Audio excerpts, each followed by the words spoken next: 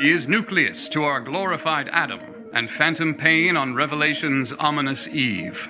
He is circular logic and Atlas, a ringmaster, still present after the audience dismissal. While jumping through hoops, you may ask one day, where is he?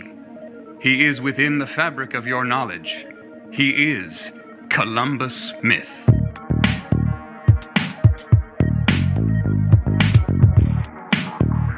Last we left you with Dido in Trust Me, Love. Today we follow Castor's story. Castor, the cyborg peer of Linda, was once a public citizen. As a child, he was handpicked by Columbus to join CoShow and become a cyborg and private citizen. Why did Columbus handpick Castor? Find out in White Rabbit, the 4th episode of our radio drama, Columbus Myth. We enter on a magic show. An audience harmoniously focuses on one man on stage. Columbus, a magician, directs attention to an egg in his right hand. And in the palm of his right hand, a mechanical lesion glows, something of a mechanical stigmata. I admit, I was afraid to raise you. I myself was brought up to behave as an heir. You weren't. But I'm addressing you now as the king you are to become. He removes his top hat, flips it to create a bowl, and places the egg inside of the hat. He pretends to stir, like he's mixing cake batter. His goggles now fixed across his eyes. The audience erupts in laughter. A tip jar raises a notch in trust. A boy in the audience, young Castor, laughs too.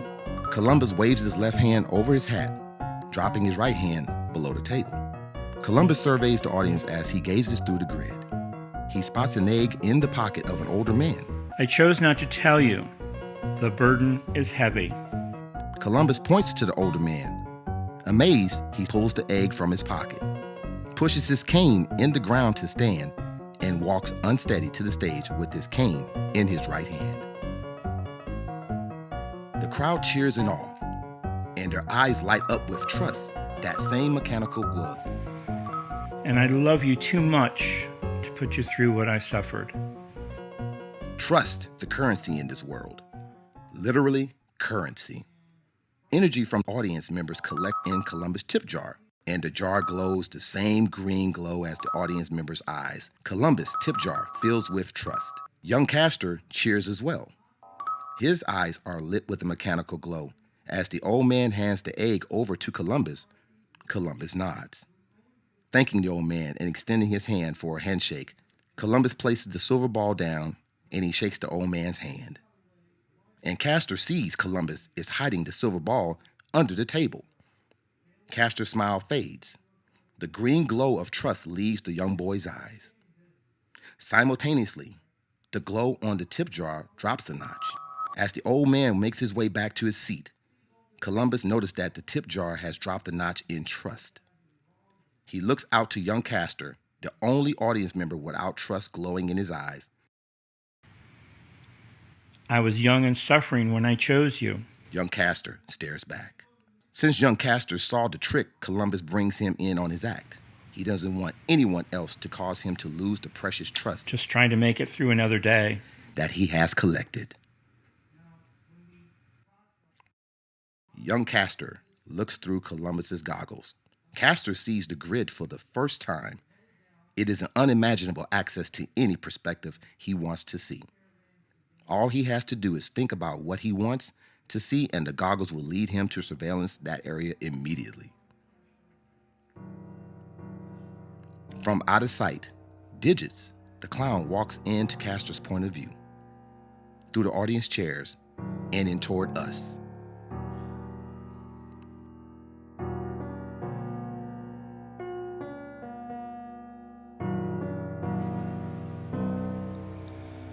Remember when I taught you your first trick? I'm proud of what you've become. You understand Pablo Zanengo, and it's time to take on your role as a leader. Young Castor holds Columbus' tip jar, but his eyes are not lit with trust.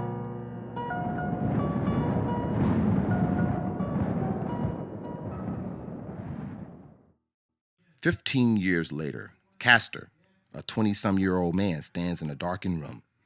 He wears Columbus's goggles and holds the same silver ball Columbus used 15 years ago. Digits is there with him, and Columbus' body lays on a couch just behind him.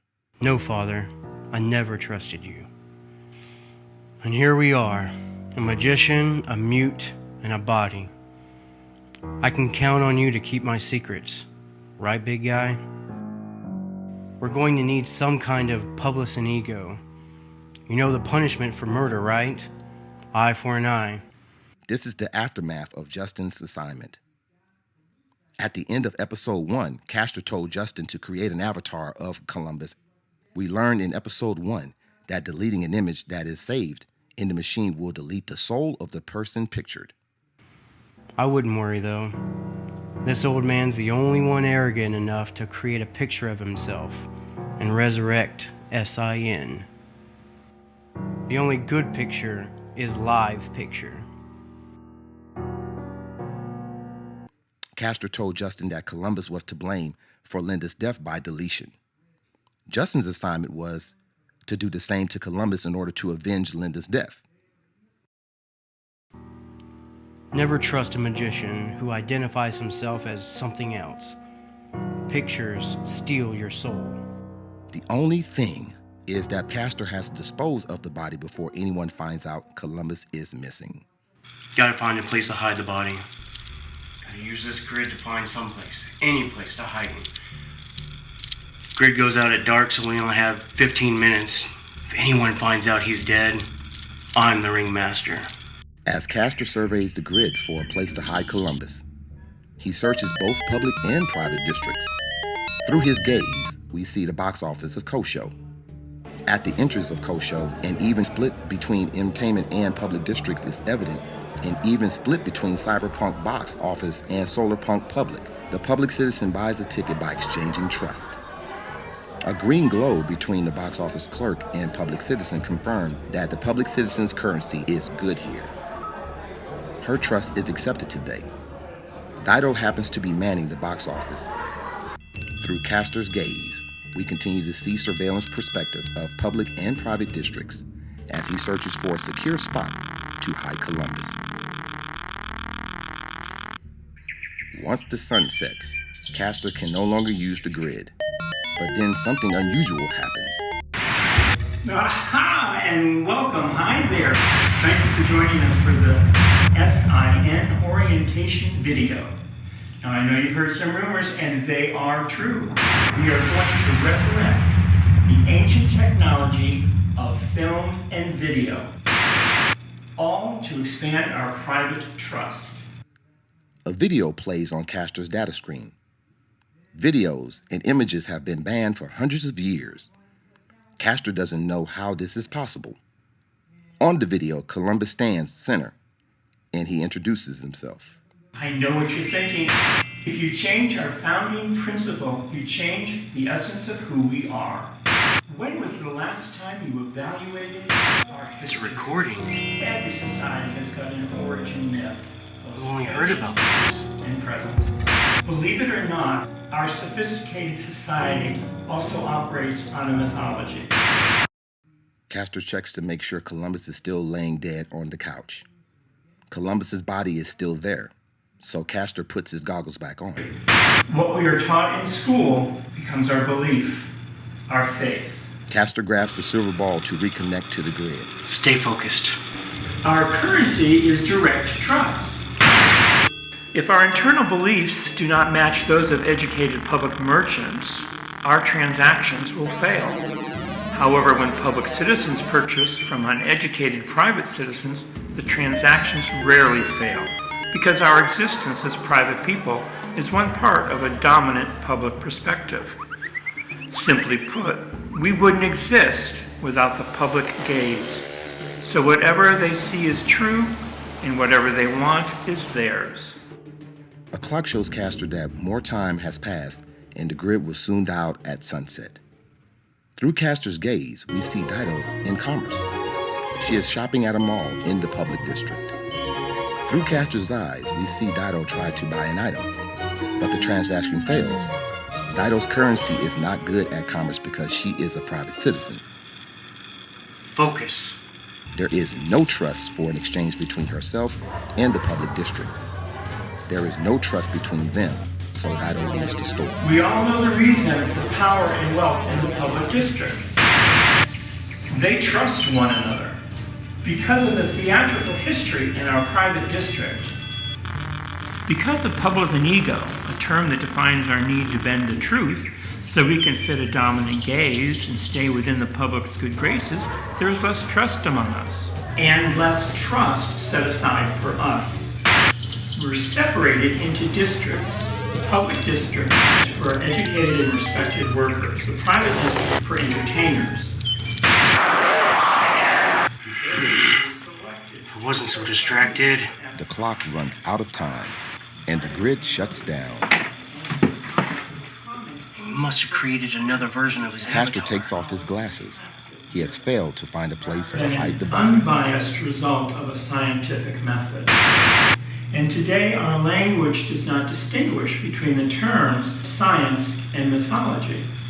At this point, Castor is unaware of where the soul goes once it's been deleted. He is unaware that Columbus' soul could possibly be inside the machine. But now he's putting the puzzle pieces together. Videos, images, pictures are a sin based upon her discovery. Castor searches his computer screen and different applications. Digit looks over Castor's shoulder, but still watches Columbus's video. When we deleted Columbus's avatar, we got rid of his soul. But he must have programmed it back up. His soul is still animating the machine. The mechanical chip on Columbus's palm lights up red. But Castor doesn't notice. Columbus's body moves. Castor doesn't notice because he is searching the computer for Columbus's backup avatar.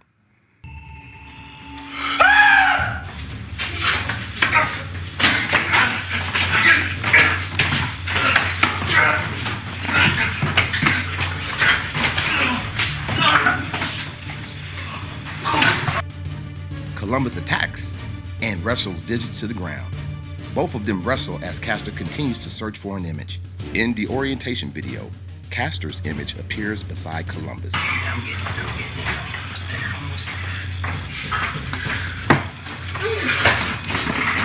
Castor sees his images in the video. He looks over the image of Columbus that he found in the computer, and he sees his image in the folder too. Digits and Columbus wrestle behind him. Columbus, showing superhuman strength, pushes Digits to his knees. Castor deletes Columbus' image, and Columbus falls to the floor. Columbus' palm light dims. The light indicating Columbus is signed into the machine also dims. Columbus has been deleted for good. Meet my apprentice, Castor, our resident magician. Castor watches the video as Columbus signs off. All of the private and public districts saw the video air on their data screens. Everyone knows that once Columbus is gone, Castor will take over as ringmaster. When I expire, he will become your president, your leader, your ringmaster in our community. He will see that our new venture to bring SIN back to Libertaria will continue. He will keep SIN alive in order to expand the trust in the private district. Castor watches the video as Columbus signs off. All of the public and private districts saw the video aired on their data screens. Everyone knows that once Columbus is gone, Castor will take over as ringmaster. Popozanico, my friends, I'm signing off. Your ringmaster, Columbus. But no one knows that Columbus is dead except for Castor, Digits, Justin, and Dido. Justin is the only one who knows that Dido is also in on the plot. Castor does not want to become Columbus or become the ringmaster to take Columbus' role. In order to stay a magician instead of a ringmaster, Castor has to keep Columbus' death a secret. You have just heard White Rabbit 4th episode of our radio drama, Columbus Myth. Tune in next time as we follow Mona as she spies in on Castor and reports her findings to Paul in Hidden Complexity, the 5th episode of our radio drama, Columbus Myth.